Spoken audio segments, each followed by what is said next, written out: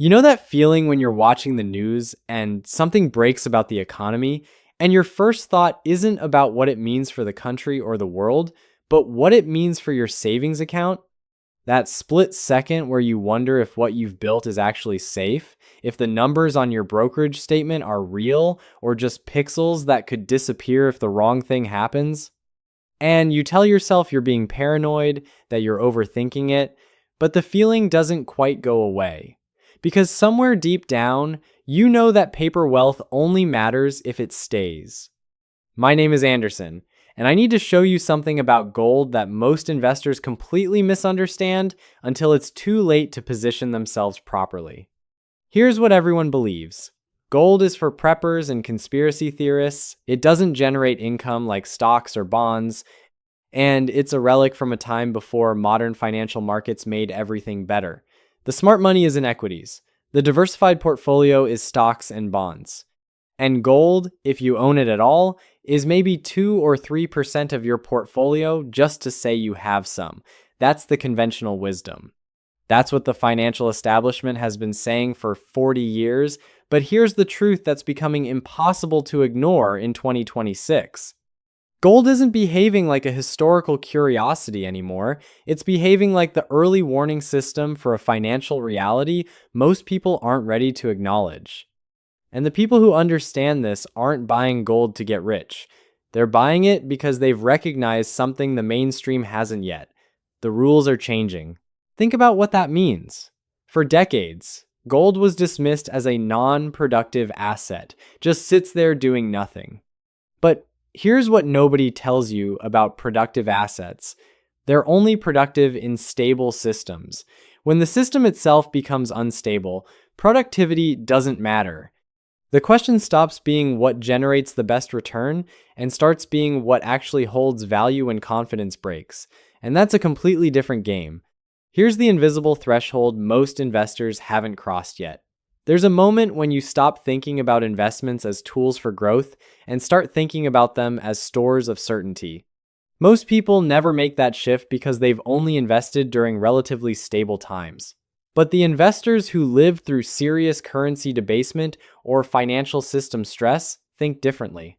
They don't just want returns, they want insurance against catastrophic failure.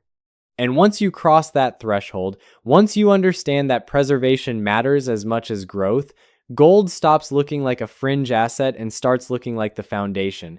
Let me show you what's actually happening right now that most people aren't paying attention to. In the last 3 years, central banks around the world have been buying gold at a pace not seen in over 50 years. China, Russia, India, Poland, Singapore, all of them accumulating thousands of tons.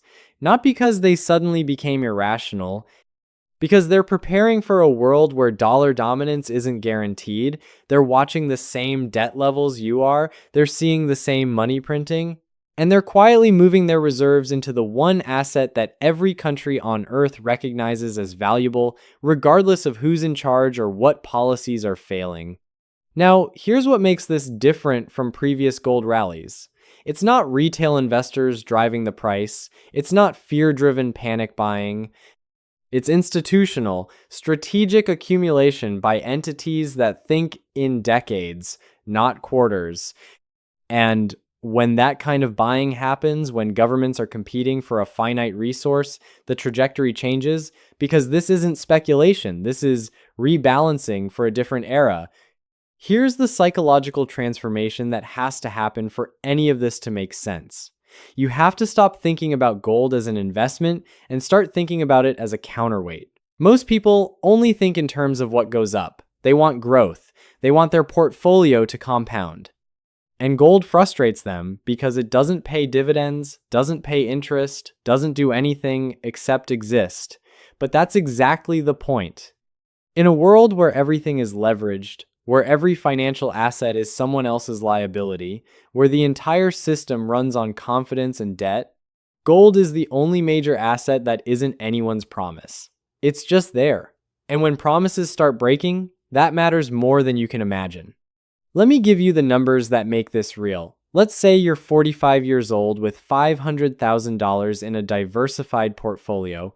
Traditional allocation says 90% stocks and bonds, maybe 10% alternatives if you're sophisticated.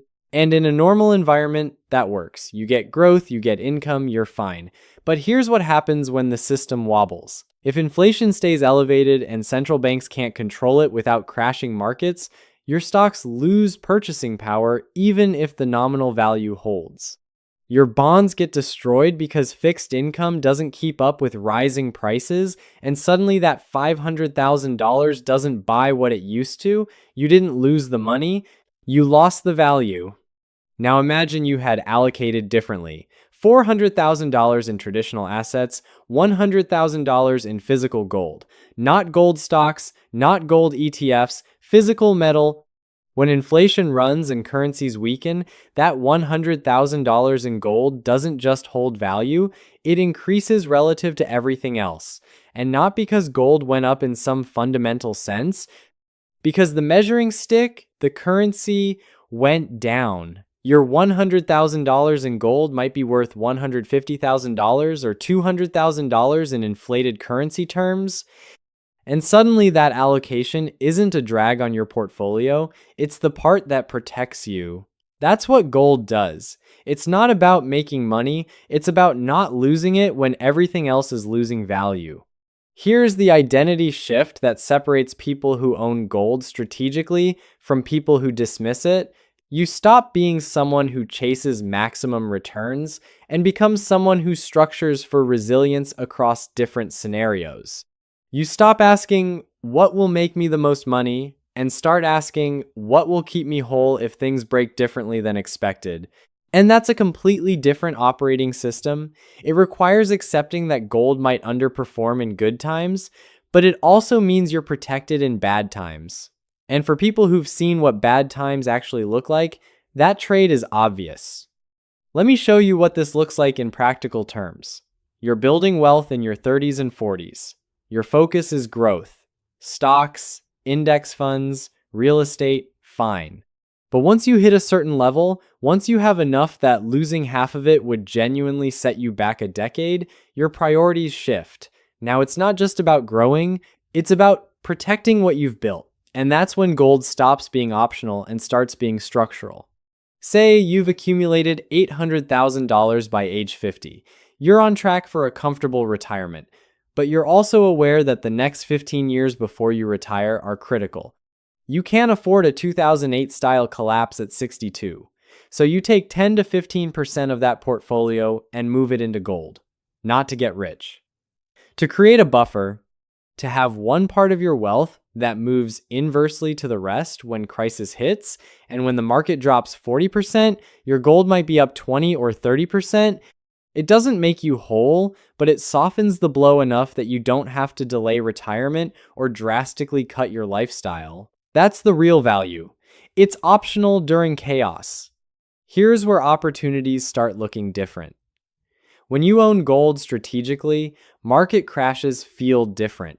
Everyone else is panicking about their portfolios collapsing. You're watching your gold hold or appreciate while everything else falls. And that gives you the emotional stability to do what most people can't: buy stocks when they're cheap.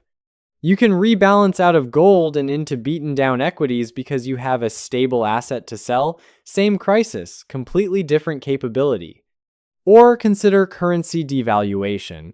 If the dollar weakens substantially, which becomes more likely every time the debt ceiling gets raised and deficits expand, everything priced in dollars gets more expensive.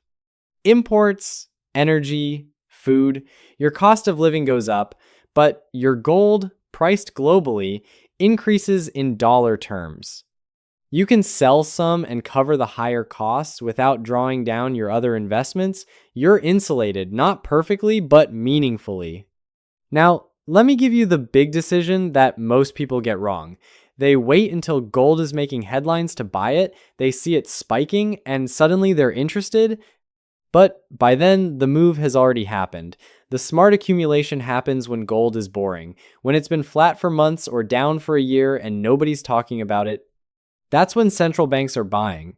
That's when the informed money is positioned, because they're not trading gold, they're building positions for the next 5 to 10 years. If you buy gold at $3,000 an ounce because it's surging and you're scared, you're buying emotion. But if you accumulated at $2,300 or $2,500 when it was quiet, you're buying strategy, same asset, completely different price, and that difference compounds over time into massive wealth preservation. Here's the career power shift that happens when you own gold properly. You stop feeling trapped by financial volatility. When markets are chaotic and people are worried about their jobs and their retirement accounts, you're calm, not because you're richer, because you have a hedge that works when everything else doesn't. And that calmness shows up in your decisions. You're not desperate to hang on to a job you hate because you need the income to rebuild a crashed portfolio. You have stability, and stability creates leverage. Now, let me give you the warning that destroys most people who try to use gold. They treat it like a trading vehicle. They buy when it's up, sell when it's down, chase momentum, and get wrecked by volatility. But gold isn't a trading asset for most people. It's a long-term hold. You buy it. You store it. You forget about it until you actually need it. And you need it in two scenarios: when inflation is running out of control or when financial system confidence collapses. Both of those take time to develop and time to play out. If you're trading in and out, you'll miss the moves that matter.